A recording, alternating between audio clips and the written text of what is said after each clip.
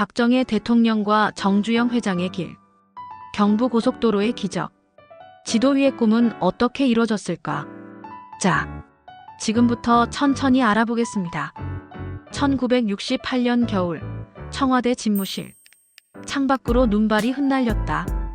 하얀 담배 연기 속에 한 장의 지도가 펼쳐졌다. 서울에서 부산까지 점선 하나가 이어진다. 그 점선은 그저 잉크가 아니었다. 그것은 한 나라의 운명이 걸린 선이었다. 지도 앞에는 두 남자가 앉아 있었다.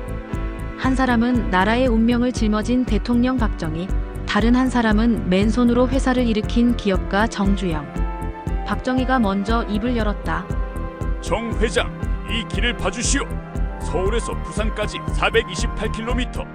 이 길을 우리가 내야 하오. 정주영은 지도를 들여다봤다. 산맥이 가로막고 강이 흐르고 평야가 펼쳐진 땅. 그는 천천히 고개를 들었다. 카카, 길은 낼 수 있습니다. 박정희의 눈빛이 빛났다. 하지만 정주영이 이어갔다. 돈이 문제입니다. 최소 430억 원이 필요합니다. 박정희는 창밖을 바라봤다. 우리 국고에는 300억도 없소. 정주영은 침묵했다. 하지만 정 회장, 박정희가 다시 말했다. 돈이 없으면 없는 대로 해봅시다. 우린 더 이상 이틀씩 걸려오갈 순 없어. 그날 밤 두 사람은 새벽까지 지도를 펼쳐놓고 이야기를 나눴다. 담배 연기가 자욱했고 커피는 식어갔다. 하지만 그들의 눈빛만은 뜨겁게 타올랐다. 카카, 제가 해보겠습니다. 정주영의 목소리는 담담했지만 확신에 차 있었다. 고맙소, 정 회장. 박정희의 손이 그의 손을 잡았다. 그날 두 사람의 결심이 나라의 운명을 바꿨다. 그 이름은 경부고속도로였다. 일부 길이 없으면 나라가 없다. 1960년대 후반, 대한민국은 세계 최빈국 중 하나였다. 1인당 국민 소득은 약 200달러. 당시 필리핀의 절반, 태국의 3분의 1 수준이었다. 더 심각한 건 인프라였다. 전국 도로의 70% 이상이 비포장. 비만 오면 길이 진흙탕으로 변했다. 서울에서 부산까지 화물차 한 대가 가는데 이틀이 걸렸다. 트럭은 진흙에 빠지고 타이어는 터지고 운전사들은 밤을 새웠다. 어느 날 박정희는 직접 비포장 도로를 달렸다. 차는 덜컹거렸고 먼지가 창문을 뒤덮었다. 그는 창밖을 보며 중얼거렸다. 이래서야 어떻게 나라를 키우나? 청와대로 돌아온 그날 밤 박정희는 지도를 펼쳤다. 그의 손가락이 서울에서 시작해 부산까지 천천히 내려갔다. 길이 없으면 경제도 없다. 그의 머릿속엔 하나의 비전이 있었다. 서울에서 부산까지 단 4시간. 사람과 물자가 흐르고 그 위에 산업이 꽃피는 길. 하지만 현실은 냉혹했다. 경제기획원 회의실. 반대의 목소리가 터져나왔다. 카카, 외환 보유고가 1억 달러도 안 됩니다. 식량도 모자라 미국 원조로 버티는 판입니다. 고속도로는 사치입니다. 시기상조입니다. 박정희는 조용히 앉아 모두의 말을 들었다. 그리고 천천히 일어섰다. 여러분은 숫자만 봅니다. 나는 나라의 길을 봅니다. 회의실이 조용해졌다. 우리가 가난한 건 길이 없어서요. 길이 없으니 물건을 못 나르고, 물건을 못 나르니 공장이 안 돌아가고, 공장이 안 돌아가니 사람들이 일자리가 없소. 이게 악순환이요. 그는 지도를 탁자 위에 펼쳤다. 이 길 하나면 그 악순환을 끊을 수 있소. 서울의 공장에서 만든 물건이 당일로 부산 항구에 실립니다. 부산 항구의 원자재가 당일로 서울 공장에 도착하고요. 그럼 경제가 돌아갑니다. 아무도 대답하지 못했다. 박정희의 시선은 이미 미래의 도로 위를 달리고 있었다. 우리가 못하는 이유를 찾지 말고 할 수 있는 방법을 찾읍시다. 그날 회의는 그렇게 끝났다. 반대하던 이들도 더 이상 말하지 못했다. 대통령의 결심은 이미 굳어져 있었다. 2부 정주영 불가능을 건설하라. 1968년 1월 현대건설 본사. 전화벨이 울렸다. 회장님, 청와대에서 연락이 왔습니다. 비서의 목소리가 떨렸다. 정주영은 잠시 눈을 감았다. 이번엔 또 무슨 일이실까? 그는 이미 알고 있었다. 나라의 부름이란 게 어떤 의미인지. 청와대 응접실, 창밖으로 겨울 햇살이 들어왔다. 박정희가 먼저 말을 꺼냈다. 정 회장, 경부고속도로를 맡아주시오. 정주영은 잠시 생각했다. 그의 머릿속에는 이미 수많은 계산이 돌아가고 있었다. 각하, 예산은 얼마나 확보되어 있습니까? 국고에서 300억 원이 한계요. 정주영은 수첩을 꺼내 계산을 시작했다. 인건비, 자재비, 장비비, 설계비. 그의 펜이 빠르게 숫자를 적어 내려갔다. 각하, 솔직히 말씀드리겠습니다. 최소 430억 원은 필요합니다. 박정희는 고개를 끄덕였다. 알고 있소. 그래서 정 회장을 불렀소. 정주영이 물었다. 모자란 130억은 어떻게 합니까? 박정희는 담배에 불을 붙였다. 모자란 건 알아서 하시오. 해외 차관을 끌어오든 외상으로 자재를 사든 방법은 정 회장이 더 잘 아실 거요. 정주영은 씁쓸하게 웃었다. 각하, 솔직히 말씀드려 불가능에 가깝습니다. 미국도, 일본도, 유럽도 이런 속도로 고속도로를 만든 적이 없습니다. 게다가 우린 기술도, 장비도, 돈도 없습니다. 박정희가 물었다. 그래서 못하시겠소? 정주영은 창밖을 바라봤다. 한참을 침묵하다가 천천히 입을 열었다. 각하, 나라가 가난해서 못한다는 말, 이제 그만합시다. 박정희의 얼굴에 미소가 번졌다. 그럼 하시겠소? 해보겠습니다. 죽기 살기로. 두 사람의 손이 마주 잡혔다. 그 악수 하나로 대한민국의 역사가 움직이기 시작했다. 다음 날 현대건설 임원회의. 정주영이 회의실에 들어서자 간부들이 일어섰다. 앉으시오. 긴급회의요. 그는 지도를 펼쳤다. 서울에서 부산까지 428km. 우리가 이 길을 만듭니다. 임원들이 숨죽여 들었다. 공사 기간은 2년 반. 예산은 턱없이 모자라고 기술은 없고 장비도 부족하오. 한 간부가 물었다. 회장님 그럼 어떻게 합니까? 정주영이 단호하게 말했다. 없으면 만들고 모르면 배우고 안 되면 다시 합니다. 독일한테 배우고 일본한테 물어보고 미국 자료 뒤져서라도 해냅니다. 하지만 회장님, 하지만은 없소. 정주영의 목소리가 높아졌다. 우리가 안 하면 누가 합니까? 미국이 와서 대신 만들어줍니까? 우리가 하는 거요. 우리 손으로. 회의실이 숙연해졌다. 이 길은 그냥 도로가 아니오. 이 길이 뚫리면 나라가 달라집니다. 경제가 달라지고 사람들 삶이 달라집니다. 그러니 우리가 만들어야 하오. 간부들이 고개를 끄덕였다. 그날 밤 현대건설 사무실 불은 새벽까지 꺼지지 않았다. 피와 흙으로 닦은 길. 1968년 2월 1일 착공식. 서울 외곽의 한 공터에 수천 명이 모였다. 전국에서 모인 인부 8,000명. 그중 절반은 농사를 짓다온 농민, 절반은 제대한 군인 출신이었다. 정주영이 현장에 도착했다. 그는 삽을 들고 첫 흙을 떴다. 자, 시작합니다. 박수가 터졌다. 하지만 모두 알고 있었다. 이건 시작에 불과하다는 것을. 공사 시작 첫 시련. 장비는 턱없이 부족했다. 불도저는 10대도 안 됐고 대부분의 작업은 사람의 손으로 이루어졌다. 노동자들은 삽과 곡괭이로 산을 깎았다. 손수레에 돌을 실어 날랐다. 하루 12시간 쉬는 날도 없었다. 한 노동자가 말했다. 손에 물집이 잡히고 터지고 또 잡혀요. 근데 멈출 수가 없어요. 뒤처지면 안 되니까. 여름이 왔다. 폭우가 쏟아졌다. 공사 구간 곳곳에서 산사태가 일어났다. 하루 만에 일주일치 작업이 무너졌다. 노동자들은 진흙 속에서 다시 시작했다. 또 무너졌어요. 다시 하면 돼. 정주영은 비를 맞으며 현장을 돌았다. 포기하지 마시오.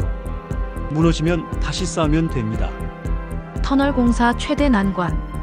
가장 큰 문제는 터널이었다. 경부고속도로에는 터널 7개가 필요했다. 그중 당제 터널은 악명 높았다. 공사 중 3번이나 무너졌다. 첫 붕괴, 3명 사망. 두 번째 붕괴, 5명 부상. 세 번째 붕괴, 노동자들이 두려움에 떨었다. 이 터널은 저주받았어요. 여기서 더 이상 못해요. 현장 소장이 정주영에게 전화했다. 회장님, 인부들이 작업을 거부합니다. 정주영은 즉시 현장으로 달려갔다. 터널 입구 노동자들이 모여 있었다. 정주영이 헬멧을 쓰고 다가갔다. 나 정주영이요. 들어봅시다. 한 노동자가 말했다. 회장님 목숨이 아깝습니다. 이 터널은 포기하십시오. 정주영은 고개를 끄덕였다. 목숨이 아까운 건 나도 마찬가지요. 근데 이 터널을 포기하면 고속도로도 포기해야 하오. 그는 터널 안으로 걸어 들어갔다. 내가 먼저 들어가 보겠소. 따라오시오. 노동자들이 숨죽였다. 회장이 직접 무너진 터널 속으로 들어간다.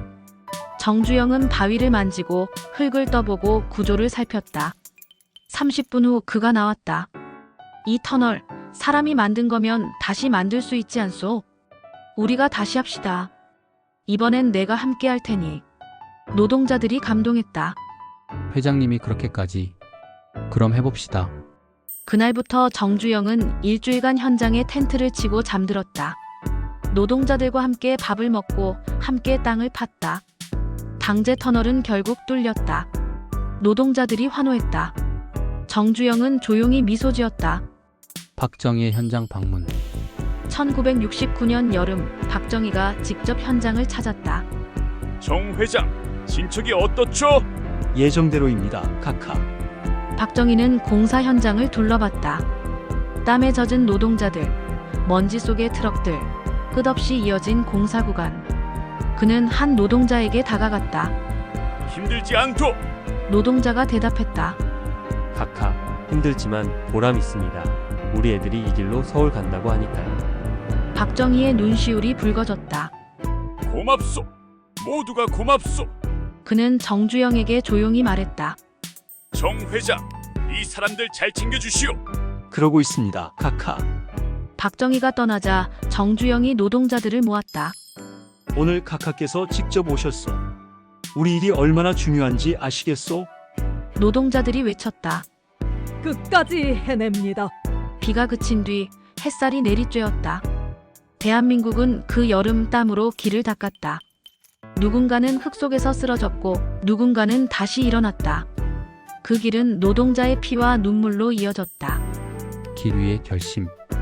공사 2년째 1969년 가을 현대건설 자금이 바닥났다. 정주영은 밤을 새워 계산했다. 이대로 가면 한 달 안에 공사 중단이다. 그는 은행을 찾아갔다. 대출이 필요합니다. 담보가 있습니까? 경부고속도로 완공이 담보입니다. 은행장이 코웃음 쳤다. 완공도 안 된 도로가 무슨 담보입니까? 정주영은 일본으로 날아갔다. 미국 은행을 찾아갔다. 한국 정부의 차관을 요청했다. 정 회장, 이제 그만 포기하시죠. 친구들이 말했다. 하지만 정주영은 포기하지 않았다. 결국 독일 은행에서 차관을 받았다. 이자는 살인적이었지만 공사는 계속할 수 있었다. 여론의 역풍. 그 무렵 국민 여론은 싸늘했다. 신문 사설이 쏟아졌다. 굶어 죽을 판에 길부터 낸다니 미쳤다. 국민 혈세를 아스팔트에 붓고 있다. 대학가에서 시위가 일어났다. 고속도로 건설 즉각 중단하라. 박정희는 신문을 덮었다. 국민이 원망하는구나. 비서가 조심스럽게 물었다. 카카, 공사를 잠시 중단하시겠습니까? 박정희는 고개를 저었다. 국민이 오늘은 원망해도 내일은 이 길 위로 달릴 겁니다. 그는 라디오 담화를 했다. 국민 여러분, 저를 믿어주십시오. 이 길은 반드시 우리를 잘 살게 만들 것입니다. 마지막 순간들. 1970년 6월 마지막 구간 연결 작업. 서울에서 시작한 길과 부산에서 시작한 길이 만나는 지점. 현장에는 수백 명의 노동자가 모였다. 정주영과 박정희도 함께 있었다. 자, 마지막 아스팔트입니다. 공사소장이 외쳤다.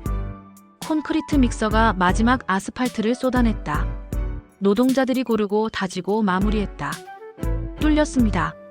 그 순간 모두가 멈췄다. 그리고 울음이 터졌다. 해냈어. 우리가 해냈어. 노동자들이 서로를 껴안았다. 얼굴에 묻은 흙을 닦으며 웃었다. 이게 우리가 낸 길이야. 이제 우리 애들이 이 길로 서울을 다니는 거야.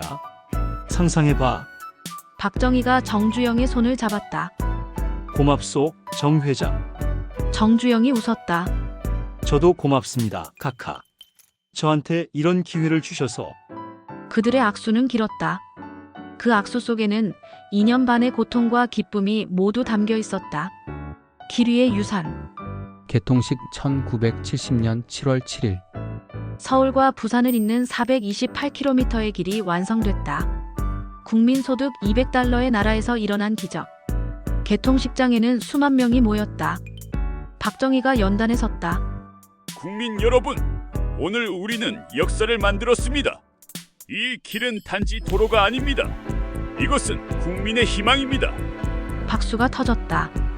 환호성이 울렸다. 정주영이 옆에서 조용히 말했다. 길이란 건 결국 사람이 걷는 겁니다. 이제 나라가 걷기 시작했군요. 박정희가 웃었다. 정 회장, 우리 함께 첫 차를 타고 가봅시다. 두 사람은 함께 차에 올랐다. 서울에서 부산까지 논스톱. 창밖으로 새로 만든 길이 펼쳐졌다. 4시간 30분. 이틀 걸리던 길이 반나절로 줄었다. 그 이후 경부고속도로 개통 후 1년 화물 운송량이 3배 증가했다. 기업들이 공장을 짓기 시작했다. 서울과 부산 사이에 도시들이 성장했다. 1980년대 한국은 한강의 기적을 이뤘다. 그 기적의 중심에 이 길이 있었다. 오늘날 2024년 현재 경부고속도로는 하루 평균 60만 대의 차량이 지난다. 오늘도 수많은 차들이 그 길 위를 달린다. 보이지 않는 수천만의 땀방울이 그 위에 스며 있다. 어느 트럭 운전사가 말했다. 이 길 달릴 때마다 생각해요. 누가 이 길을 만들었을까? 그분들 덕분에 내가 밥 먹고 산다고. 그 길은 가난과 절망을 넘어 할 수 있다는 믿음을 이어준 길이었다. 박정희와 정주영. 두 사람은 이미 세상을 떠났지만 그들이 남긴 길은 여전히 살아 숨쉰다. 그리고 우리는 묻는다. 그때 그들이 닦은 길 위에서 우리는 어디로 달려가고 있는가? 그 길 위에 지금의 대한민국이 서 있다. 시청해주셔서 감사합니다.